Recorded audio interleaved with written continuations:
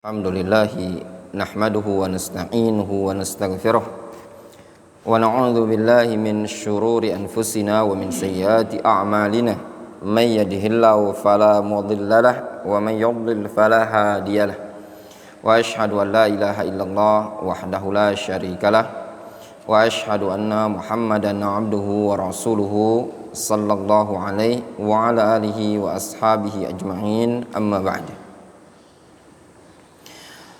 Kesimpulannya pada pembahasan yang telah kita baca berkaitan dengan al-halifu bi ghairillahi, hukumnya digolongkan sebagai syirik fil alfaz, syirik dalam pelafazan. Syiriknya dalam bab pelafazan ini tadi digolongkan sebagai syirik kecil.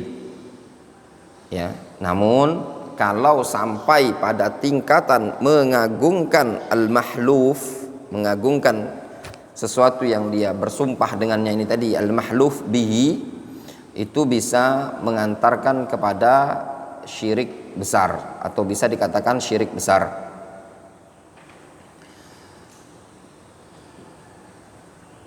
Kemudian juga dalam bab bersumpah dengan atas nama selain Allah Subhanahu wa taala ini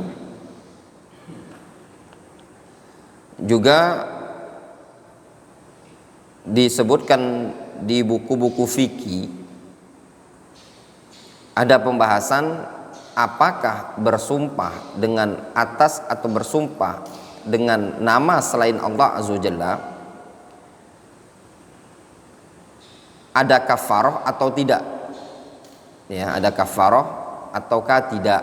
Nah, di sini ada khilaf di kalangan para ulama.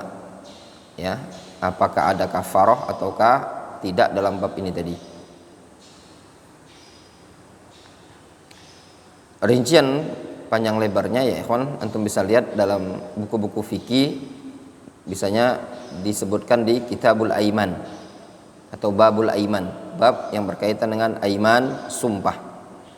Kita masuk pada bab yang berikutnya, amalus sihri wa ta'allumuhu, perbuatan sihir dan mempelajarinya. Berbuat sihir dan mempelajari sihir. Nah, berbuat sihir dan mempelajari sihir. Qala Allah Subhanahu wa ta'ala, walakinna syayatina kafaru yu'allimuna an-nasa sihr.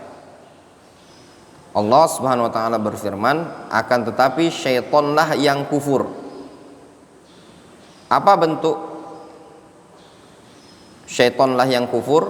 Yu'allimunan nasa sihr, mereka mengajarkan sihir kepada umat manusia. Nah, ini bentuk dikatakan sihir itu kekufuran. Ya, karena mengajarkan atau syaitan mengajarkan sihir kepada umat manusia.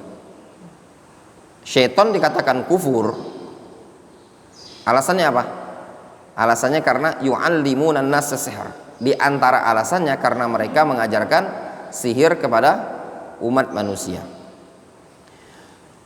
An Abi Hurairah radhiyallahu anhu anna Rasulullah sallallahu alaihi wasallam qala, dari Abu Hurairah radhiyallahu anhu, Rasulullah sallallahu alaihi wasallam beliau bersabda, ijtanibu as-sab'al mubiqat, jauhi oleh kalian as-sab'al mubiqat, 7 dosa yang membinasakan, yang menghancurkan. Mubiqat maknanya muhlikat. Qil ya Rasulullah wa ma hunna, lalu ada yang bertanya, ya Rasulullah wa ma hunna, apa itu 7 dosa yang membinasakan? Qal, Rasul mengatakan, asyirku billah, syirik kepada Allah, wassihru, sihir. Yang kedua, yang pertama syirik, menyekutukan Allah. Yang kedua sihir. Yang ketiga wa qatlun nafsil lati harramallahu illa bil haqq, dan membunuh jiwa yang Allah haramkan kecuali dengan cara yang benar. Larangan dari membunuh an-nafs al-ma'sumah, jiwa yang terjaga. Nah, jiwa yang terjaga ini ada 4 ya, atau ada 3, ada 3. Yang pertama muslim, yang kedua kafir. Ada 4 bukan 3 ya, 4. Yang pertama muslim, yang kedua kafir dhimmi, yang ketiga kafir musta'man, yang keempat kafir mu'ahad. Itu dikenal dengan an-nafsul ma'sumah, jiwa yang terjaga. Muslim tidak boleh dibunuh. Kafir dhimmi, itu kafir yang dibawa tanggungan pemerintah kaum muslimin, disebut dengan kafir dhimmi. Dia hidup di negara muslim, dia kafir, dia taat aturan muslim, dia bayar pajak dan semisalnya. Yang kedua kafir mu'ahad, orang kafir yang terjadi perjanjian ikatan sesama non muslim, antara kaum muslimin dengan non muslim tadi, dengan kafir. Yang ketiga kafir musta'man, orang kafir yang mendapatkan jaminan keamanan. Dia dari negara kafir masuk ke negara Islam, dapat jaminan keamanan. Contoh dicontohkan zaman sekarang seperti turis-turis yang masuk ke negara-negara Islam melalui delegasi-delegasi kedutaan atau ada kerjaan atau yang semisalnya. Yang keempat wa aklu malil yatim, dosa yang menghancurkan juga aklu malil yatim, makan harta anak yatim. Orang yang yatim, misalkan ada yang meninggal, dia dikatakan yatim itu kalau bapaknya meninggal ya. Kalau bapaknya meninggal namanya yatim. Kalau ibunya meninggal namanya latim. Lam, latim, to. Kalau bapak dan ibunya meninggal namanya aji. Ain jim, ajiyun. Ingat ya, bapaknya meninggal namanya yatim, emaknya meninggal latim, bapaknya meninggal aji. Ini disebutkan oleh Ibnu Aqil Al-Hanbali. Bukan kalau bapak meninggal yatim, emak meninggal piatu, emak bapak meninggal yatim piatu. Itu mungkin benar juga, tapi istilah Indonesia, bukan istilah Arab. Dalam lugha seperti itu. Untuk orang manusia yang meninggal bapaknya disebut yatim. Untuk hewan dia dikatakan yatim apabila yang meninggal emaknya. Ya, meninggal emaknya. Karena nafkah pada hewan itu pada emaknya, bukan pada bapaknya. Bapaknya kalau sudah kawin udah selesai, dia nggak jelas bapaknya ada kemana tuh, kabur. Kalau emaknya yang bertanggung jawab.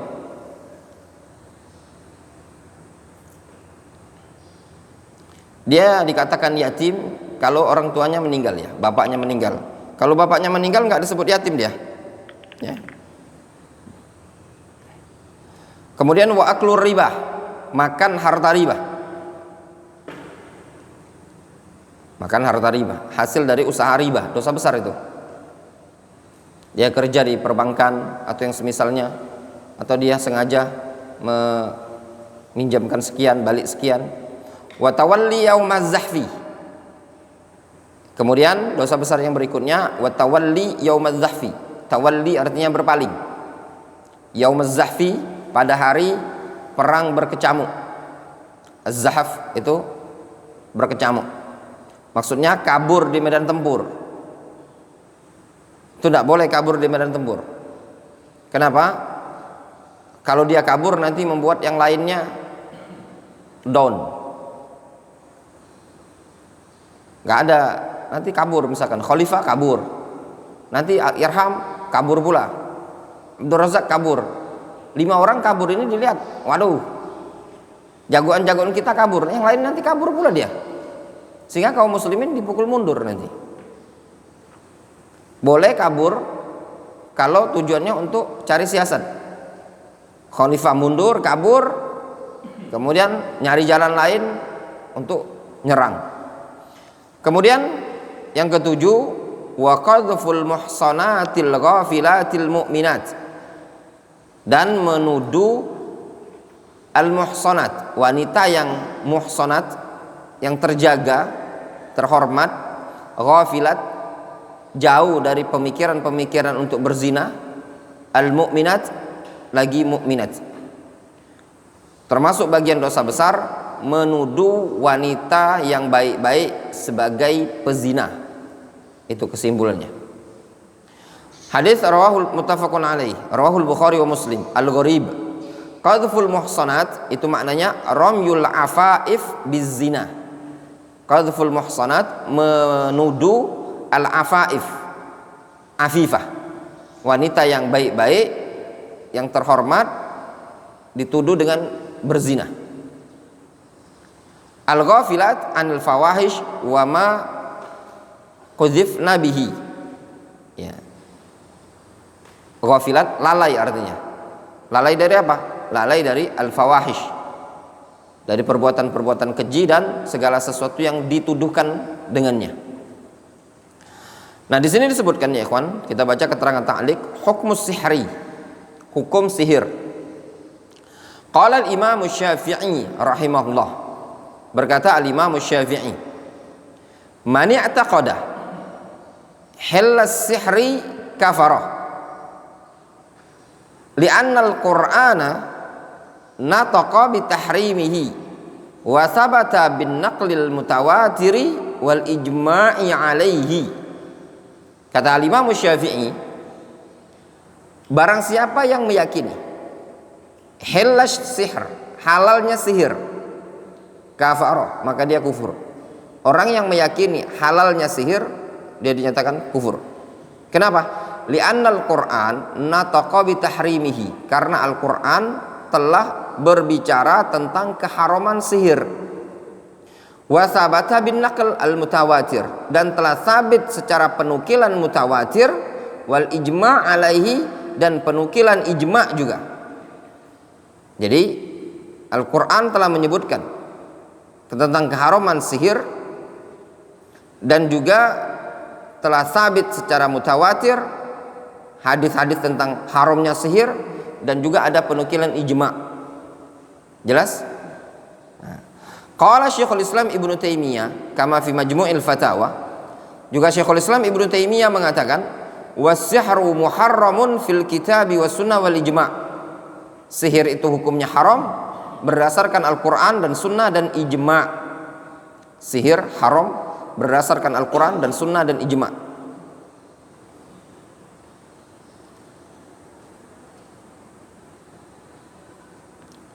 Kemudian wa tahrimus sihri syamilun li ta'allumihi wa ta'limihi wal amal bihi.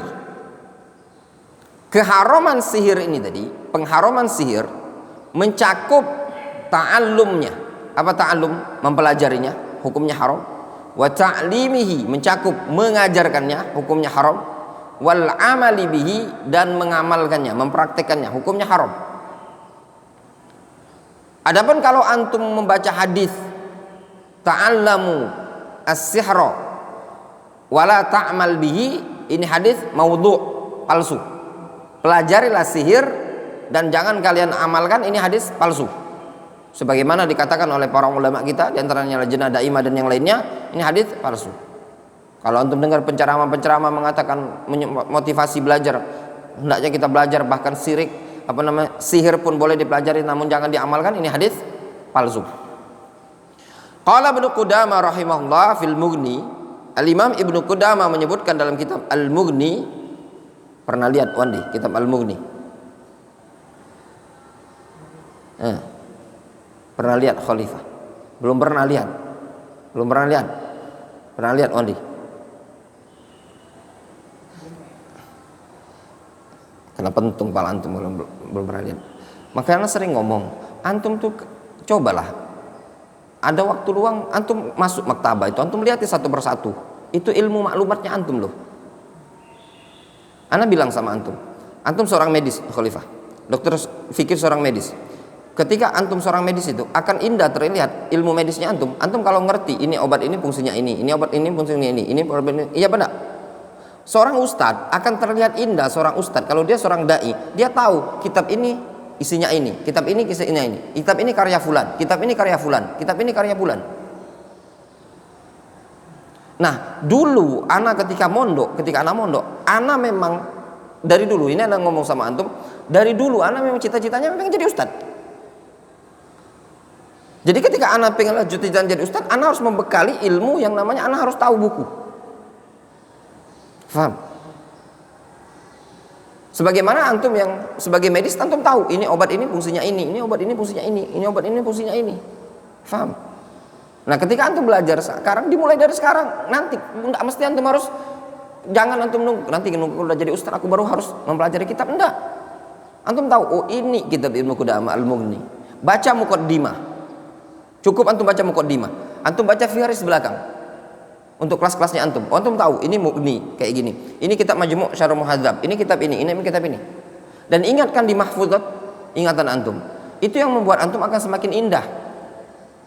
Ditambah lagi kalau antum bisa menyebutkan referensi kitab ini cetakannya paling bagus ini, kitab ini cetakannya paling bagus ini, kitab ini cetakannya paling bagus ini. Kadang anak cuma sekedar masuk maktabah itu untuk lihat kitab-kitab. Penting itu tadi. Paham? Kalau anak tanya, banyak orang yang zaman sekarang, mungkin kalau ditanya, apa kitab Awdahul Masalik?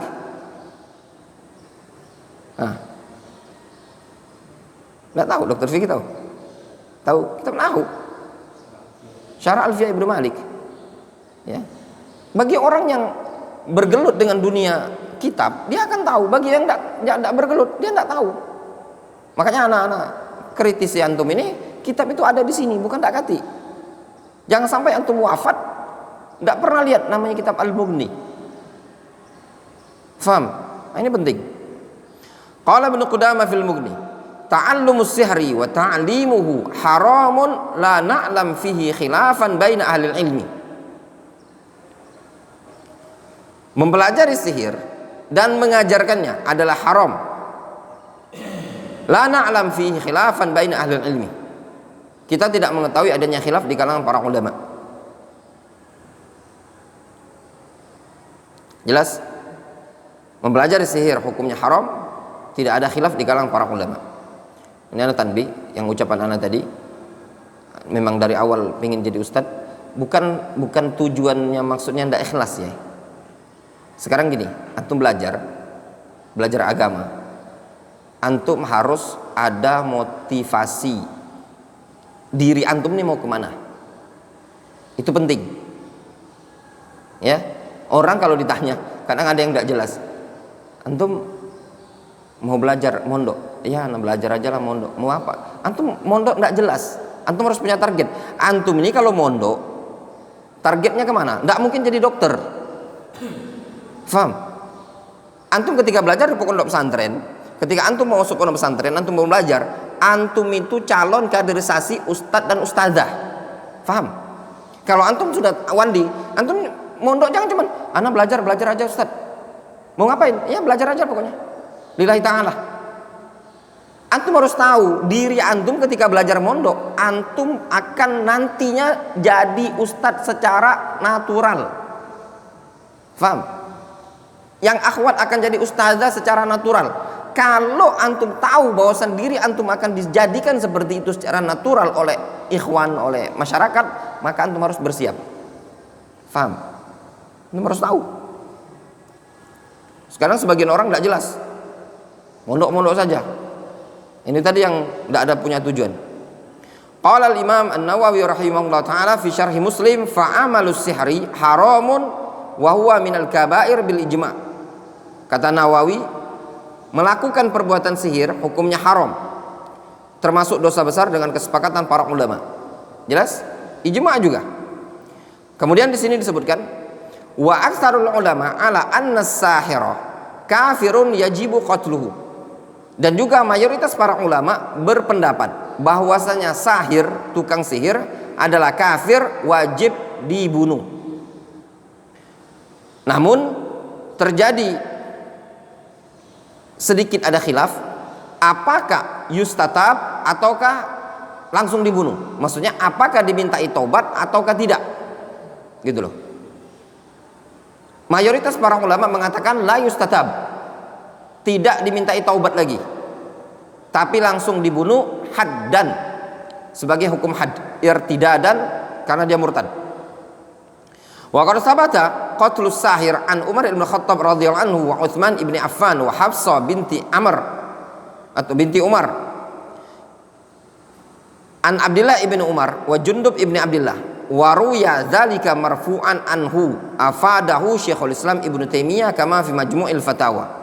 Sungguh telah sabit riwayat tentang membunuh qatlus sahir, membunuh seorang penyair, ya. Ada riwayat dari Umar, dari Utsman, dari Hafsah, dari Abdullah bin Umar, dari Jundub ibnu Abdullah, dan diriwayatkan juga secara marfu dari beliau, ya. Afadahu Syekhul Islam Ibnu Taimiyah, sebagaimana disebutkan faedah oleh Al-Imam Syekhul Islam Ibnu Taimiyah rahimahullah taala. Antum kalau mau riwayat enggak usah jauh-jauh, antum lihat kitab tauhid, ya. Di kitab tauhid ada beberapa riwayat tentang pembunuhan ini tadi, ya, seperti Hafsah membunuh sihir Umar bin Khattab, mengirimkan surat, di antara isi surat tersebut aniqtulu sahir wa sahirat, agar kalian membunuh tukang sihir baik laki-laki ataupun perempuan. Ini berkaitan dengan sihir. Fal khulasa, sihir hukumnya haram, syirik, kekufuran kepada Allah Subhanahu wa taala. Kemudian sebagai penutup, sihir ini tadi para ulama menyebutkan untuk definisi susah didefinisikan, ya, susah didefinisikan karena banyak jenis sihir. Mereka menyebutkan intinya sihir tersebut adalah ma khafiyah wala tufa, sesuatu yang samar. Kemudian apakah semua sihir adalah kufur? Mereka sepakat kalau sihir yang menggunakan syaitan, jin, kufur. Hatta al-Imam Syafi'i mengatakan sihir yang menggunakan jin kufur, syaitan kufur. Yang terjadi khilaf, sihir katanya mereka yang tidak menggunakan syaitan. Jumhur mengatakan kufur. Sebagian seperti al-Imam Syafi'i mengatakan tidak kufur, ya, tidak kufur. Kata al-Imam Syafi'i, kalau tidak menggunakan syaitan tapi sihir tersebut menggunakan adhun, minyak atau trik-trik yang semisalnya, ini tidak kufur. Kata para ulama, kalau ini bukan sihir lebih tepatnya, tapi kalau bahasa kita sekarang ini sulap, ini namanya khidah. Kata para ulama, ini bukan sihir. Kalau bahasanya tuh, wahai Syafi'i, ini bukan sihir tapi khidah, penipuan. Nah, ini hukumnya haram. Yang kami bahas bukan yang ini. Jadi al-Imam Syafi'i membagi, ada sihir yang menggunakan syaitan, ada sihir yang tidak menggunakan syaitan. Kalau yang menggunakan syaitan, jin, itu kufur kata Imam Syafi'i. Kalau yang tidak menggunakan syaitan, minyak-minyakan atau yang sulap lah bahasa kitanya, trik-trik, ini tidak kufur, cuman dosa besar karena penipuan. Namun kata mayoritas para ulama, mereka mengatakan kalau ini namanya bukan sihir, ini namanya penipuan. Tapi Imam Syafi'i nyebutnya sebagai sihir. Sehingga khilaf yang ada berarti khilaf lafzi, ya, khilaf lafzi. Berarti ada ijma bahwasanya sihir tersebut hukumnya kekufuran jika menggunakan syaitan. Adapun yang dikecualikan oleh Imam Syafi'i, yang lebih tepat itu bukan dikatakan sihir. Wadih, jelas. Seperti itulah kesimpulan yang ada dalam bab sihir ini tadi. Nah, rincian panjang lebarnya mungkin antum nanti bisa lihat di kitab-kitab yang mutawwalat. Kita cukupkan dulu sampai di sini. Naktafi.